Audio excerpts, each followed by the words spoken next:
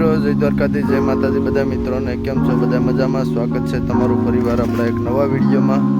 જો આજે છે રવિવાર છે એટલે આપણે આવ્યા હતા વાડી આટો મારવા, કારણ કે રવિવારના દિવસે આપણે રજા હોય એટલા માટે આપણે વાડી આટો મારવા આવ્યા છે. અને વાડીએ 2-3 કામ ચાલુ છે.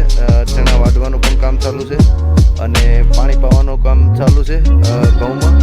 અને ત્યારબાદ બાજરી કેવી ઉગી ગઈ છે પણ હું તમને બતાવીશ. અને તલ છે આપણા 12 તારીખે વાવ્યા હતા એટલે તલ કેવા છે એ પણ તમને બતાવવાનો પ્રયાસ કરી.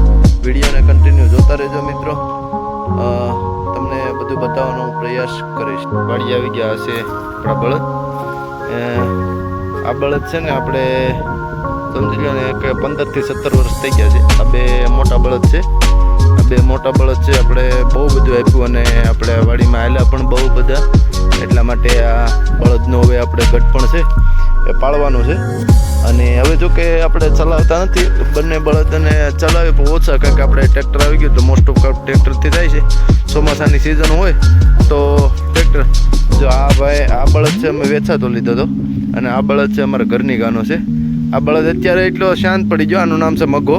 અને આ અત્યારે એટલો શાંત પડી ગયો છે, નકર આને છે ને અડ્ડો નહોતો થતો અને કોઈ આની બાજુમાંથી નીકળતું નહોતું. અને આ છે આપણે સોટેરાજાના હરના એક આનથી બીજો સોટેરાજા હતો, એને સાવજે ગઈ ચોમાસામાં સાવજે 10 વાગે મારી નાખ્યો હતો અને આ એક કર્યો છે.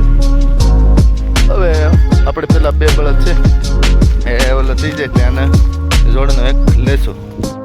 જો અત્યારે જાય છે એટલે બીજી વાડીએ ત્યાં હું તમને બતાવીશ. ત્યાં આપણે આ ઘઉં છે, ઘઉં કેવા આવી ગયા છે અને ઘઉં એન્ડ ઉપર છે તો ડાયરેક્ટ પાકે એમ છે.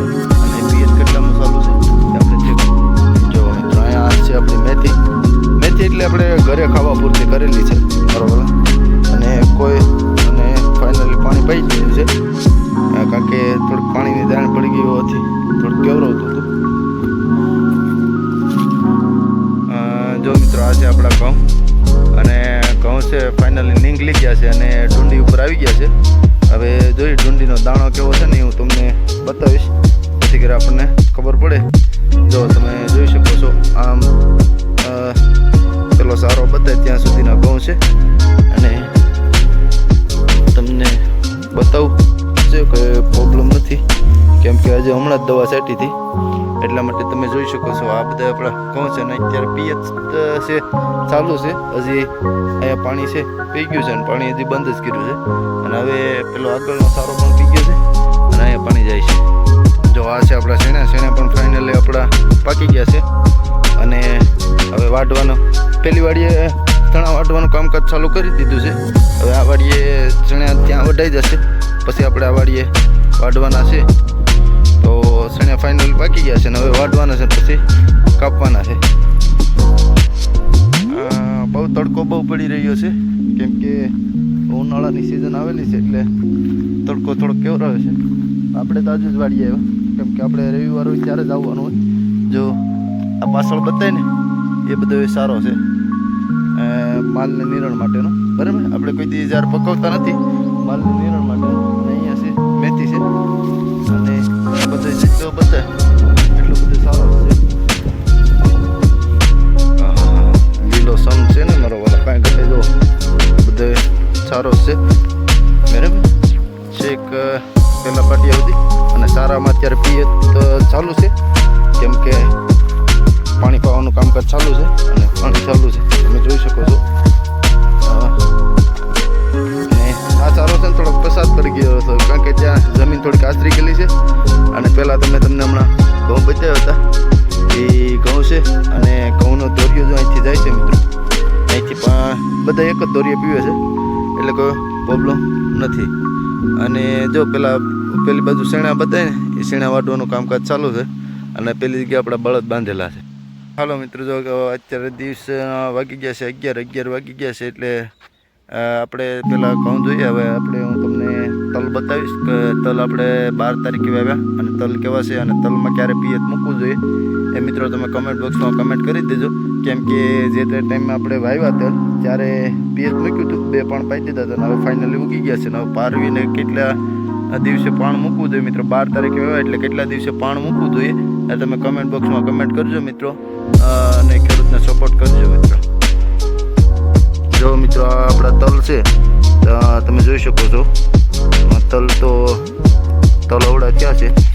તો આ તલમાં કેટલા સમયે પિયત મૂકવું જોઈએ કમેન્ટ બોક્સમાં કમેન્ટ કરી દેજો મિત્રો, અને થોડુંક સલાહ સૂચન કરજો ખેડૂત મિત્રો હોય જેથી કરી આપણે, જો આમાં અમુક જગ્યાએ ઈયળ બતાતી હતી પણ આપણે દવાનો છંટકાવ કરી દીધો છે, તો ક્યારે મૂકવા જોઈએ પિયત મૂકવું જોઈએ જરા કમેન્ટ બોક્સમાં કમેન્ટ કરી દેજો.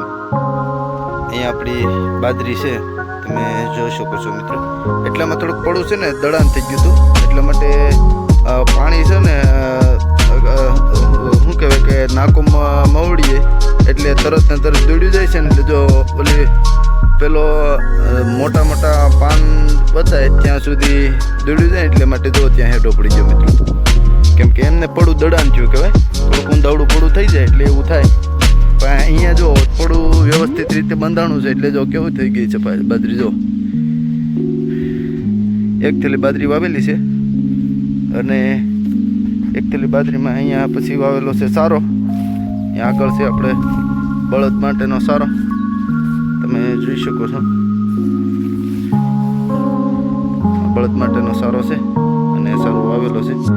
અને આપણે શું કહેવાય કે ઝાડને પકવતા જ નથી મિત્રો, કારણ કે ડુંડી આવવાનું થાય એટલે.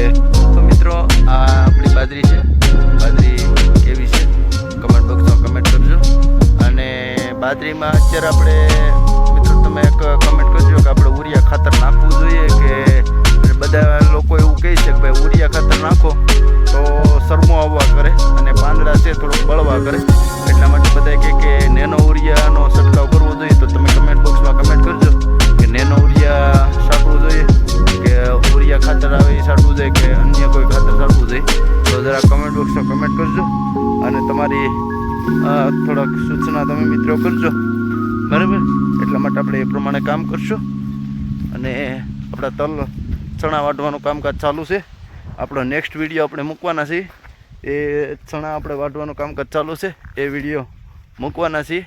અને મિત્રો આપણો વિડીયો કેવો લાગ્યો તો મિત્રો કમેન્ટ બોક્સમાં કમેન્ટ કરી દેજો.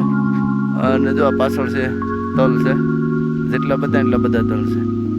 અને બીજા નંબરમાં મિત્રો જો આપણો વિડીયો તમને સારો લાગ્યો હોય તો લાઇક શેર અને ચેનલમાં નવા હોય તો ચેનલને સબસ્ક્રાઈબ કરવાનું ભૂલતા નહીં, તાકી આવા નવા વિડીયો આપણા ચાલુ રહેશે. જય દ્વારકાધીશ, જય માતા.